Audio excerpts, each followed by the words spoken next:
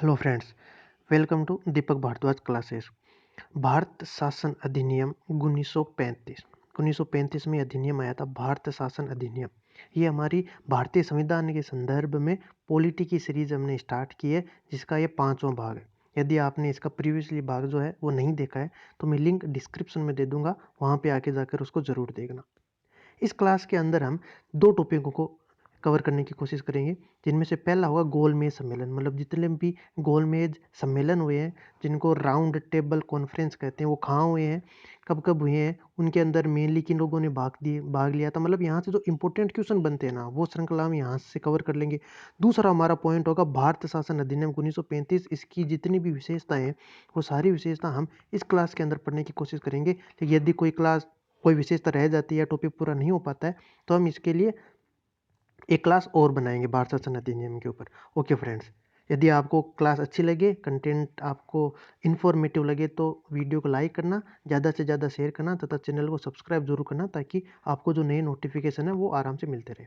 Okay friends, अब हम अपनी क्लास शुरू करते हैं। तो सबसे पहला टॉपिक लेते हैं हम गोल मेज सम्मेलन।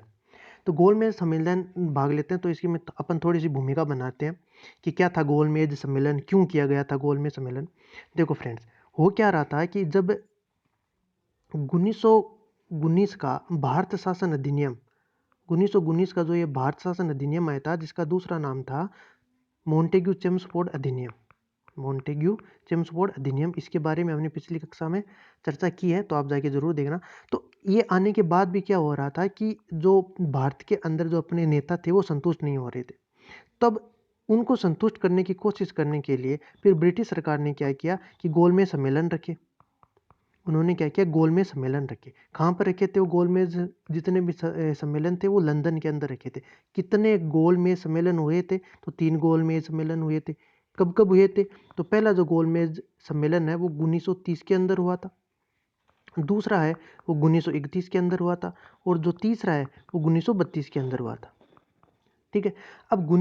अब यहाँ से जो फर्स्ट क्वेश्चन बनता है वो बनता है कि ऐसे कौन से व्यक्ति थे जिन्होंने इन तीनों गोलमेज राउंड सम्मेलन में भाग लिया था? तो वो थे डॉक्टर भीमराव अंबेडकर। डॉक्टर भीमराव अंबेडकर ये ऐसे इकलौते इंसान थे जिन्होंने तीनों गोलमेज राउंड के अंदर भाग लिया था। पहली 1930 में, दूसरी 1931 में, और तीसरी 1932 में।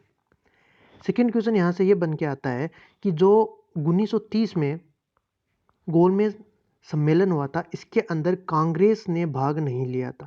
तो कांग्रेस ने इसके अंदर भाग नहीं लिया था। उसके बाद क्या हुआ, 1931 के अंदर इरविन, जो कि उस समय तत्काल भारत के अंदर जो कि गवर्नर जनरल थे, वो क्या थे? तत्कालीन गवर्नर जनरल थे भारत के। तो इरविन समझौता हुआ, किन किन के बीच में हुआ था? 1931 के अंदर महात्मा गांधी और इरविन के बीच में एक समझौता हुआ था, जिसको हम इरविन समझौता कहते हैं। और इस सम्मेलन में कुछ शर्तें मान ली गई थी हमारे कांग्रेस की। कांग्रेस जो है उनकी कुछ शर्तें मान ली गई थी। तो उनकी शर्तें के मानने के बाद एक कांग्रेस अधिवेशन किया गया, और उस कांग्रेस अधिवेशन में जो महात्मा गांधी है, इन महात्मा गांधी को कांग्रेस का प्रतिनिधित्व बनाया गया। कांग्रेस का प्रतिनिधित्व बनाकर महात्मा गांधी को कहा गया कि चलो ठीक, आप जो द्वितीय गोलमेज राउंड होती है उसके अंदर जाकर भाग लो। तो ठीक है, तो कांग्रेस का प्रतिनिधित्व करते हुए महात्मा गांधी द्वितीय गोलमेज सम्मेलन, जो कि 1931 में होती है, इसके अंदर भाग लेते हैं। अब इस समय होता है क्या है? इस समय यह होता है कि जो डॉक्टर भीमराव अंबेडकर है, उनकी एक मांग थी। क्या मांग थी उनकी? ये मांग थी कि आप दलितों के लिए सांप्रदायिकता प्रणाली लेके आओ। अब सांप्रदायिकता प्रणाली क्या है, इसके बारे में हम चर्चा करते हैं। देखो, सांप्रदायिक प्रणाली है, एक है आरक्षण। तो इन्होंने क्या कर रखा था, डॉक्टर भीमराव अंबेडकर ने कहा था कि जिस प्रकार से आपने 1919 के अधिनियम के अंतर्गत 5 कैटेगरियों को सांप्रदायिकता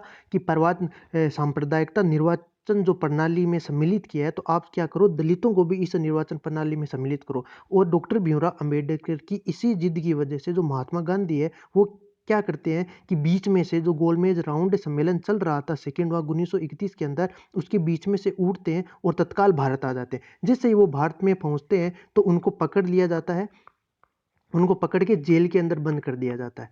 अब जेल के अंदर बंद करने के बाद हो क्या रहा है, उसके बाद तृतीय गोलमेज सम्मेलन होता है 1932 के अंदर, और वो सम्मेलन हो जाता है। उसके अंदर एक फैसला लेते हैं, वो फैसला लेके 16 16 अगस्त 1932 को क्या होता है कि सांप्रदायिक पंचायत की घोषणा की जाती है। सांप्रदायिक पंचायत सांप्रदायिक पंचायत की घोषणा की जाती है और इस घोषणा के अंदर ब्रिटिश सरकार ये कहती है कि हम क्या कर रहे हैं कि जो दलित है उनके लिए सांप्रदायिक निर्वाचन प्रणाली लेके आ रहे हैं। तो 1931 32 30 31 32 जितने भी गोलमेज सम्मेलन हुए थे, इन तीनों गोलमेज सम्मेलन के अंदर जो डॉक्टर भीमराव अंबेडकर थे, उनकी मांग क्या थी? उनकी मांग थी कि आप दलितों के लिए सांप्रदायिक निर्वाचन प्रणाली लेके आओ। अब कांग्रेस ने इनमें एक में भाग लिया 1931 के अंदर जो द्वितीय गोलमेज सम्मेलन हुई थी, और वो पूरा नहीं की उन्होंने, क्योंकि वो जो सांप्रदायिक निर्वाचन प्रणाली की जो बात थी उसके ऊपर महात्मा गांधी जी को गुस्सा आ गया था और वो उठ के चले आ गए थे। उसके बाद में क्या हो रहा था कि जब ये तो उनकी दाल गल नहीं रही थी, तो उन्होंने सोचा जो ब्रिटिश सरकार थी उन्होंने सोचा कि चलो दलितों को कुछ करने मतलब कर देते हैं, भीमराव अंबेडकर को कुछ कर देते हैं। तो उन्होंने क्या किया, सांप्रदायिक निर्वाचन प्रणाली लेके आते हैं और जो दलित है इनको सांप्रदायिक निर्वाचन प्रणाली का हिस्सा बना देते हैं।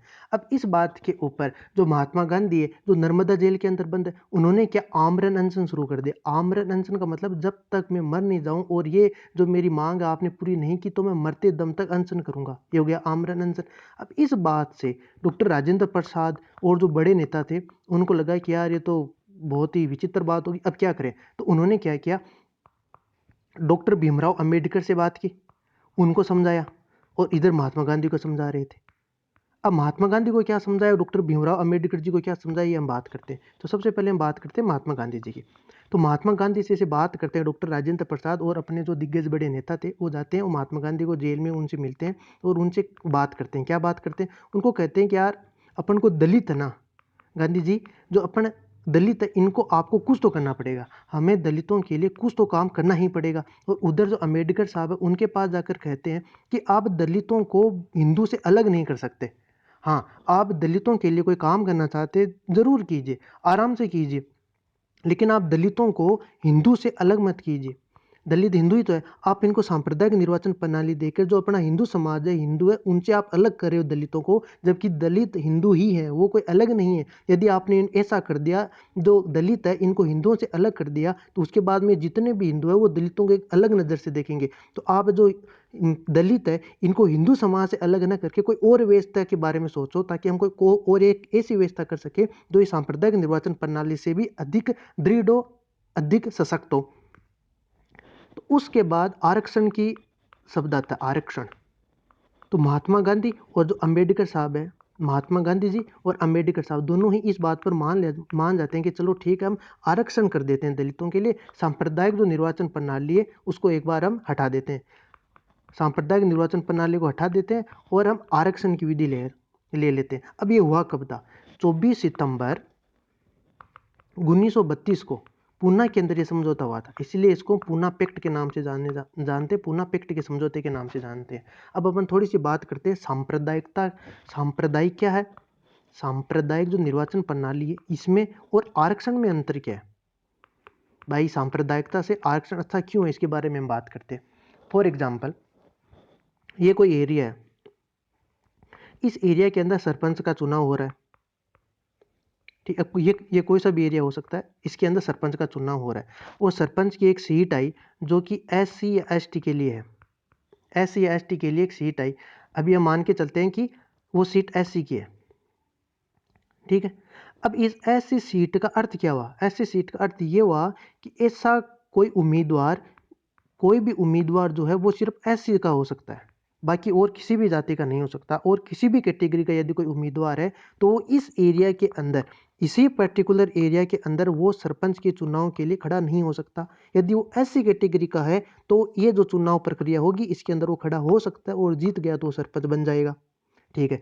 लेकिन यहाँ पर इन्होंने मत कौन देखा, मतलब वोट कौन डालेगा इस उम्मीदवार के लिए, इसका कोई डिस्क्रिप्शन नहीं है। अर्थात ये कि ये जो उम्मीदवार है जो कि एससी एसटी जाति का है, ये जो उम्मीदवार है एसटी जाति का है, इसको चुनने के लिए वोट कोई भी दे सकता है, लेकिन सीट ये सिर्फ ऐसी जाति की होगी, लेकिन वोट यहाँ पे कोई भी दे सकता है। जनरल कैटेगरी का है वो भी वोट दे सकता है, SC ST कैटेगरी का है वो भी वोट दे सकता है, OBC का है वो भी वोट दे सकता है, और जो SC का है वो भी वोट दे सकता है। अर्थात ये जो उम्मीदवार है, ये जो SC है, इस सीट को हासिल करने के लिए, इस उम्मीदवार को जिताने के लिए कोई भी कैटेगरी के वोट दे सकते हैं, लेकिन इस सीट पर खड़ा सिर्फ SC का ही हो सकता है। अब एक दूसरा आप कैटेगरी सोचो, ये एक एरिया है, इसके अंदर सरपंच का चुनाव है, ठीक है, और यहाँ पे उन्होंने कहा कि यहाँ पे जो सीट होगी वो SC की होगी, और जो चुनाव है वो भी सिर्फ SC के ही दे सकते हैं। अर्थात कोई भी सीट होगी, हो सकती है। आप इस चीज़ को छोड़ दो भाई, जो सीट होगी वो SC की। आप ये मानो कि यहाँ पे सरपंच का चुनाव है, और इस सरपंच के चुनाव में जो वोटर होंगे वो सिर्फ और सिर्फ SC के होंगे, या फिर सिर्फ और सिर्फ ST के होंगे। इस प्रकार से यदि कोई नियम लागू करता है तो ये सांप्रदायिकता है। तो ये सांप्रदायिकता और जो आरक्षण में मूलभूत अंतर ये हुआ कि सांप्रदायिकता के अंदर हम डिसाइड करते हैं कि वोटर कौन होगा, अर्थात वोट कौन देगा, एक पर्टिकुलर जो सीट है उसके लिए वोट कौन देगा, ये जिसके अंदर हम डिसाइड करते हैं वो होती है सांप्रदायिकता। आरक्षण का अर्थ ये होता है कि उम्मीदवार कौन होगा, अर्थात इस पर्टिकुलर एरिया के अंदर खड़ा होने वाला या जो इंसान इंटरेस्टेड है इस एरिया में चुनाव लड़ने के लिए, तो वो उम्मीदवार कौन होगा वो डिसाइड करता है आरक्षण, वो आरक्षण डिसाइड करता है। और यदि हम ये डिसाइड करवा दें कि इस एरिया से चाहे कोई भी चुनाव लड़े वोट कौन देगा, तो वो होगी सांप्रदायिकता। तो सांप्रदायिकता और आरक्षण में ये चुनाव है, तो सांप्रदायिकता से तो जो ये है आरक्षण तो बहुत बढ़िया है, सांप्रदायिक से तो आरक्षण बहुत बढ़िया है। तो इस बात के ऊपर महात्मा गांधी जी और जो अंबेडकर साहब से वो दोनों मान गए, और इसी वजह से अपने अभी जो वर्तमान भारत के संविधान के अंदर आरक्षण का जो फैक्ट डाला गया है वो इसी 24 सितंबर जो 1932 को पुनः पैक्ट हुआ था, यही इसका प्रमाण है। या इसी की वजह से संविधान में अभी गांधी जी और अंबेडकर साहब की जो प्रयास है उनकी वजह से अभी SC ST है इनके लिए आरक्षण चल रहा है, ये भारतीय संविधान का हिस्सा बन चुका है। तो ये था अपने महत्वपूर्ण इंपॉर्टेंट फैक्ट्स गोलमेज सम्मेलन के बारे में जो हमने अध्ययन कर लिया। यहाँ से इतने क्वेश्चन बनते, एक तो पुनः पैक्ट के बारे में आपको पूछ लेगा, एक ये पूछ लेंगे कि महात्मा गांधी जी ने कौन सी गोलमेज सम्मेलन के अंदर भाग लिया, तो वो दूसरी गोलमेज सम्मेलन था उसके अंदर भाग लिया था। ये जो गोलमेज सम्मेलन है दूसरी, ये कब हुई थी, ये 1931 के अंदर हुई थी। कहाँ पे हुई थी, तो लंदन के अंदर हुई थी। आप एक बात याद रखना कि तीनों जो गोलमेज सम्मेलन है वो लंदन के अंदर ही आयोजित हो गई थी, चाहे 1930 हो, चाहे 1931 हो, चाहे 1932 हो, तीनों जो गोलमेज सम्मेलन है ये लंदन के अंदर ही आयोजित हुई थी। पुना पैक्ट के बारे में आपको पूछे तो आपका आंसर होगा 24 सितंबर 1932 को महात्मा गांधी और अंबेडकर साहब के बीच में एक समझौता होता है जिसको हम पुना पैक्ट के नाम से जानते हैं। बस इतना ध्यान रखना पुना पैक्ट के बारे में। एक चीज़ ध्यान रखना, आप 16 अगस्त 1932 को एक सांप्रदायिक पंचायत आता है जिसके अंदर दलितों को सांप्रदायिक निर्वाचन प्रणाली का हिस्सा बनाने की कोशिश की जाती है। लेकिन राजेंद्र प्रसाद इनके प्रयासों की वजह से, डॉक्टर राजेंद्र प्रसाद इनके प्रयासों की वजह से अंबेडकर साहब ने दलितों की जो सांप्रदायिक प्रणाली जो उन्होंने दी थी इसको उन्होंने नामंजूर कर दिया था और उसके बाद में फलीभूत नहीं हुई थी। तो इतनी बातें आप ध्यान रखना गोलमेज सम्मेलन के बारे में। बाकी चीज़ आप हिस्ट्री में भी आप पढ़ोगे, यदि आपको कुछ अलग मेरे से पढ़ना हो तो आप कमेंट में जरूर डालना, मैं जरूर पढ़ाऊँगा। ओके, अब हम बात करते हैं 1935 का भारत शासन अधिनियम की। इसकी कुछ विशेषताएं, इंपॉर्टेंट विशेषताएं, या अपन सारी विशेषताएं कवर करने की कोशिश करेंगे। तो एग्जाम में आपके इनसे बाहर कुछ नहीं जाएगा। यदि आपको कंटेंट अच्छा लग रहा हो तो लाइक जरूर करना, चैनल को सब्सक्राइब करना। ओके, सबसे पहले हम इसकी बात करते हैं प्रस्तावना की। कोई भी संविधान हो, चाहे कोई भी एक्ट पास हो रहा हो, कोई भी कानून हो, उसकी प्रस्तावना जरूर होती है, ये बात आप ध्यान रखना। तो इसके अंदर प्रस्तावना के अंदर कहा था कि उत्तरदायी शासन है। इसी सबसे आप समझ गए होगी कि उत्तरदायी शासन क्या होता है। उन्होंने कहा कि हम उत्तरदायी शासन की व्यवस्था कर रहे हैं। उत्तरदायी शासन, अब उत्तरदायी शासन की व्यवस्था का मतलब क्या है? उत्तरदायी शासन की व्यवस्था का मतलब है कि शासन कैसे होगा, कैसे कि किस प्रकार से फलीभूत होगा, विदेशी नीतियाँ क्या होगी, आपकी सुरक्षा होगी वो क्या होगी, वो सारी चीज़ें ब्रिटिश सरकार देखेगी। तो ये होता है उत्तरदायी शासन। ठीक है, तो उन्होंने पहली बात तो कर दी कि उत्तरदायी शासन की हम व्यवस्था करेंगे, और उत्तरदायी शासन की जो व्यवस्था की जो ये प्रस्तावना थी, जो चीज़ ये प्रस्तावना में लिखी थी, ये 1919 के अधिनियम में भी लिखी हुई थी। अर्थात जो 1935 का जो प्रस्तावना थी ना, वो सेम टू सेम जो 1919 की प्रस्तावना थी ना, वही थी। इन दोनों में कोई ज़्यादा अंतर नहीं है, ज़्यादा क्या, कोई अंतर नहीं है। 1919 की जो प्रस्तावना है वही 1935 की प्रस्तावना बनी थी। दूसरा पॉइंट, प्रांतों में जो दोहरा शासन लगाया गया था, उस दोहरे शासन, प्रांतों में दोहरा शासन 1919 के अधिनियम में लगाया था, और 1935 के अधिनियम में इस दोहरे शासन को हटा दिया गया था।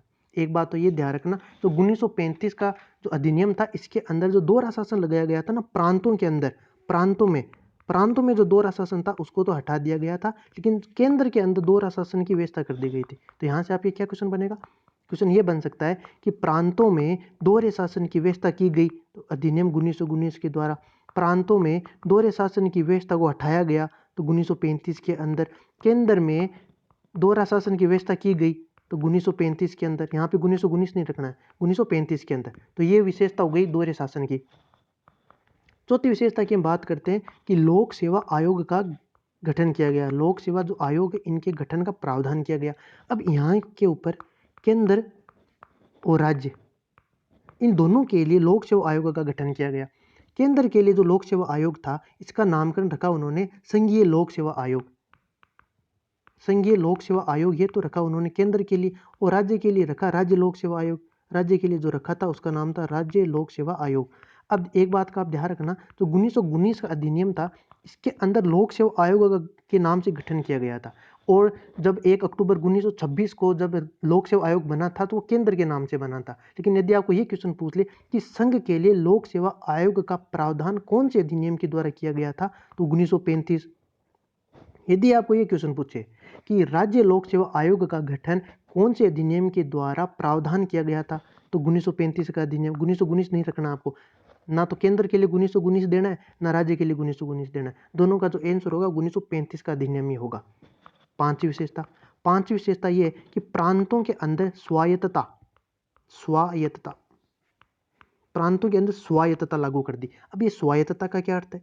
स्वायत्तता का ये अर्थ है कि कुछ मामलों के अंदर जो राज्य थे, अर्थात जो प्रांत थे, इनको छूट दी गई कि आपको ये कुछ विषय उनको पकड़ा दिए कि आप इन विषयों के ऊपर कानून बनाओ, आपको छूट है, आप जैसे कानून बनाना चाहते हो आप बनाओ। जैसे कि अभी अपने वर्तमान में संविधान में है ना कि राज्यों के लिए कुछ छूट है, राज्य सूची के जो विषय हैं उनके ऊपर कानून राज्य ही बनाता है। उसी प्रकार से ये 1935 के अधिनियम में प्रांतों में स्वायत्तता की थी, उन्होंने कुछ भागों में छूट दी थी, कुछ आज़ादी दी थी कि आप इस प्रकार से कानून बनाओ।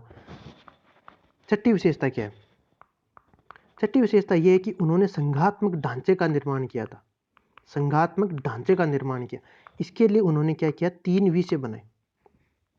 पहला विषय बनाया उन्होंने संघ सूची, दूसरा विषय बनाया उन्हें राज्य सूची, तीसरा विषय उन्होंने बनाया समवर्ती सूची। नोट्स बनाते रहना आप साथ साथ में। संघ सूची के अंदर उन्होंने 59 सब्जेक्ट दिए, राज्य सूची के अंदर उन्होंने 54 सब्जेक्ट रखे, और समवर्ती सूची के अंदर उन्होंने 36 विषय रखे। अब आपके दिमाग में एक क्वेश्चन आ सकता है कि संघात्मक जो ढांचा है, ये तो पहले भी तो बना गया था 1919 के अधिनियम में, क्या संघात्मक ढांचा नहीं था क्या? तो नहीं था। 1919 के अंदर संघात्मक ढांचा नहीं था, मतलब केंद्र और राज्य को उन्होंने अलग अलग पृथक नहीं किया था। केंद्र और जो राज्य की शक्ति है उनको उन्होंने पृथक नहीं किया था। लेकिन यहाँ पर क्या किया है, जो राज्य है अर्थात जो प्रांत है, उनको कुछ क्या किया, छूट दी गई है, उनको स्वायत्तता दी गई है, और उस स्वायत्तता देने के हिसाब से उन्होंने क्या किया, इस ढांचे का निर्माण किया है, जिन्होंने 3 सब्जेक्टों को यहाँ पे रखा है, और इन तीनों सब्जेक्टों में अलग अलग सब्जेक्ट रखे हैं, और अलग अलग सब्जेक्टों के आधार पर अलग अलग यहाँ पे केंद्र, जो संघ सूची है उसके अंदर केंद्र है वो कानून बनाएगी, जो राज्य सूची है उसके ऊपर राज्य कानून बनाएगा, और जो समवर्ती सूची है उसके ऊपर दोनों कानून बना सकती है। लेकिन यदि केंद्र ने कोई कानून बना दिया तो वो ज़्यादा फलीभूत होगा। अब आपके दिमाग में ये भी तो आ सकता है कि सर ऐसा भी तो हो सकता है कि यदि वर्तमान के अंदर जो सब्जेक्ट है वो इतनी वर्तमान के अंदर जो सब्जेक्ट है वो 59 + 54 + 36 इतनी ही हो सकता है कि 5 या 6 सालों के बाद इन सब्जेक्टों से अलावा कुछ और भी सब्जेक्ट आप आ सकती है, तो उन सब्जेक्टों का क्या होगा? तो यदि कोई अवशिष्ट विषय आएगी, इनको उन्होंने अवशिष्ट विषय की कैटेगरी में डाला। किसकी कैटेगरी में डाला? अवशिष्ट विषय की कैटेगरी में डाला, और उन्होंने कहा यदि कोई अवशिष्ट विषय आती है तो वो अवशिष्ट विषय गवर्नर जनरल जो गवर्नर जनरल होगा, क्योंकि उस समय भारत का गवर्नर जनरल था, जो भारत का गवर्नर जनरल होगा उसके अंदर वो शक्तियाँ निहित होगी।